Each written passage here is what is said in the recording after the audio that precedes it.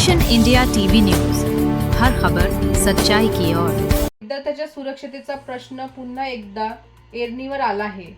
शाळा प्रशासनाकडून आणि बस कंडक्टरकडून नियमांची पायमल्ली होत असल्याचा आरोप करत युवा सेनेने आज आक्रमक पवित्रा घेतला। विद्यार्थ्याच्या जीवाशी तडजोड खपवून घेतली जाणार नाही असा इशारा देत युवा सेना विधानसभा प्रमुख ॲडव्होकेट योगेश ठाकरे, युवा सेनेचे तालुकाध्यक्ष मयूर जोमळे यांनी प्रशासनाला धारेवर धरले।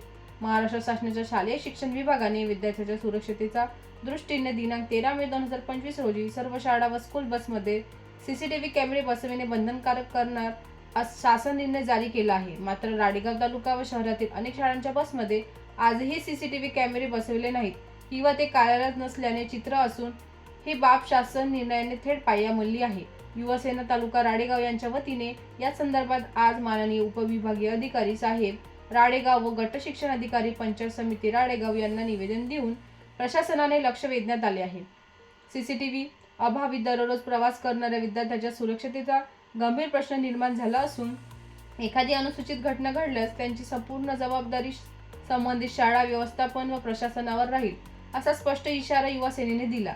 शासन निर्णयाची तात्काळ अंमलबजावणी करून सर्व स्कूल बसची तपासणी करावी। नियमांचे उल्लंघन करणाऱ्या शाळा व्यवस्थापन, बस मालक व चालकांवर मोठा वाहन कायद्यानुसार कठोर कारवाई तसेच सीसीटीव्ही बसविणाऱ्यासाठी ठोस कालमर्यादा निश्चित करून त्यांची सक्तीने अंमलबजावणी करावी अशी ठाम भूमिका युवा सेनेने मांडली आहे। प्रशासनाने या विषयावर वेळ काढूनपणाच केल्यास विद्यार्थ्यांच्या सुरक्षतेसाठी युवा सेना तालुका राडेगाव रस्त्यावर उतरून तीव्र आंदोलन, मोर्चा व निषेध आंदोलन करेल याची प्रशासनाने गंभीर नोंद घ्यावी।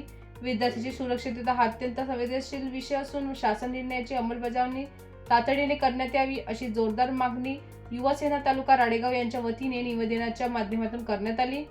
यावेळी ॲडव्होकेट योगेश ठाकरे, युवा सेना विधानसभा अध्यक्ष राडेगाव विधानसभा, मयूर जोमळे तालुका प्रमुख युवा सेना राडेगाव, सागर वर्मा, महेश राऊत, जगदीश तिखाडे, कार्तिक कायवलकर, सुजल मेश्राम, धुप्र राऊत, प्रणय भुडे, गौरव वाघडे, निखिल कोवे, चेतन वैद्य, महजूम नाके, गितेश अलवणकर, समीर एरेकर, युवराज चटकी, गजानन बुठे, अक्षय भोगटे आदी युवा सेनेने पदाधिकारी यावेळी उपस्थित होते। मुख्य संपादक विनोद मावरेसह उपसंपादक रमेश आसुटकर।